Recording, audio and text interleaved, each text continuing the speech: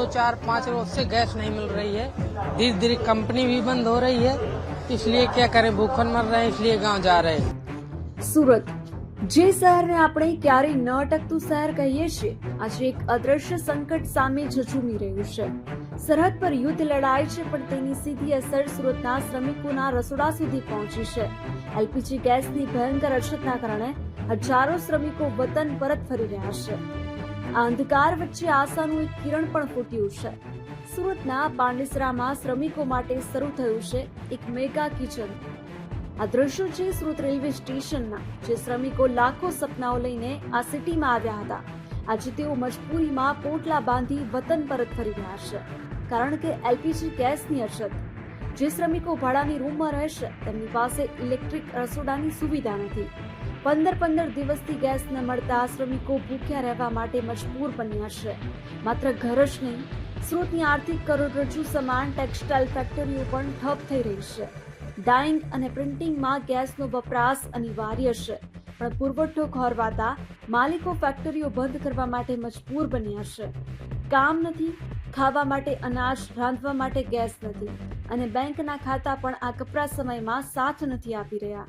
પણ કહેવાય છે ને કે સુરત ક્યારેય કોઈને ભૂખ્યું સુવા દેતું નથી। આ કપરા સમયમાં પાંડેસરા એસોસિએશન ભારે આવ્યું છે। પાંડેસરામાં ધમધમી રહ્યું છે એક એવું મેગા કિચન, જે હજારો શ્રમિકો માટે આશીર્વાદ બન્યું છે।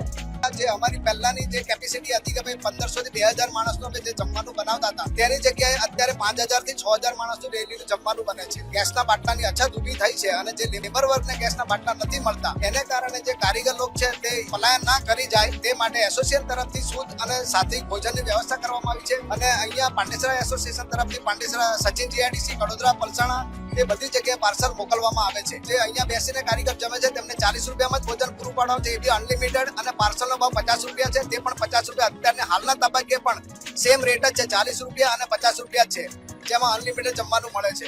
ગેસના બાટલાની અછત વચ્ચે શ્રમિકો પલાયન ન કરે તે માટે અહીં રોજનું 5 થી 6000 લોકોનું ભોજન તૈયાર થાય છે।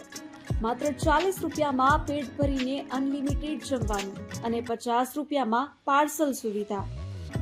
ચોક્કસપણે યુદ્ધની કિંમત સુરતનો સામાન્ય શ્રમિક ચૂકવી રહ્યો છે, પણ પાંડેસરા એસોસિએશન જેવી સંસ્થાઓએ આવ ફાટવા જેવી સ્થિતિમાં થીગડું મારવાનું કામ કર્યું છે। જો સમયસર ગેસનો પુરવઠો પૂર્વવત નહીં થાય તો આગામી દિવસોમાં ઉદ્યોગ જગત માટે વધુ કપરો સાબિત થઈ શકે છે।